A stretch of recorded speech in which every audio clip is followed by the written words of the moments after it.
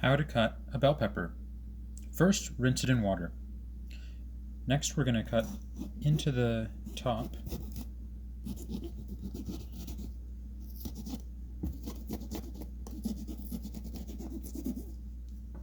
using a paring knife. And you can look inside and see these ribs here. See that rib there? There's several of these inside of every bell pepper. So, next step is we're going to cut on the side of a rib. This is the most efficient way I've found to do this. Let's see, where's the next rib?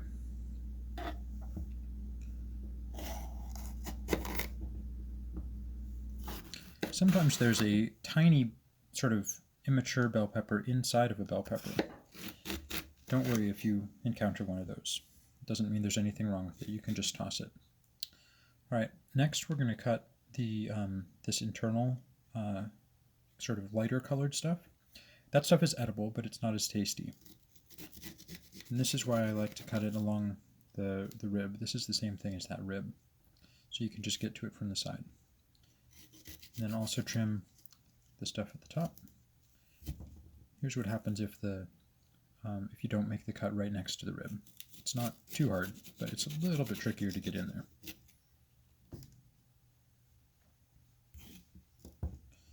And just go through and trim each of the chunks.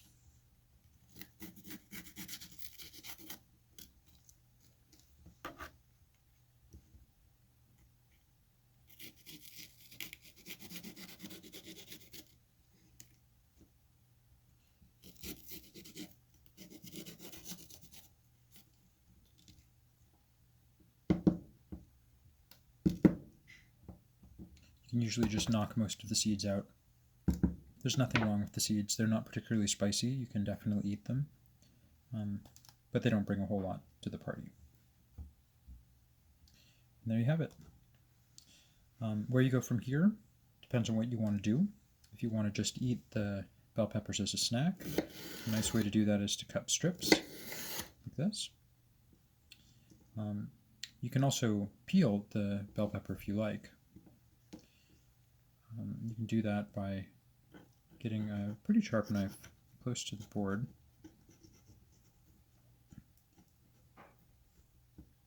Oh, I didn't do a good job of that. Let's try again. Be careful that you don't cut yourself. Always be very careful when you're cutting towards yourself. And don't do it ideally. And there's the peel. So this is ideal for a salad or something like that. What I typically do is just chop up these chunks and then roast them with some olive oil or any oil really. And that's what I'm going to do tonight.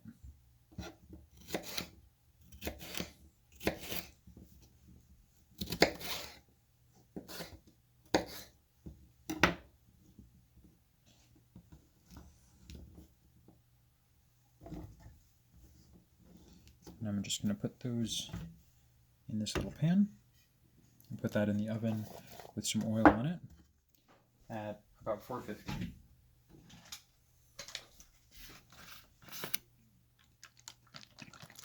So this oil happens to be vegetable oil, but olive oil is good for this process too. And I'll put some salt on. You can take a decent amount of salt. I like to pinch kosher salt.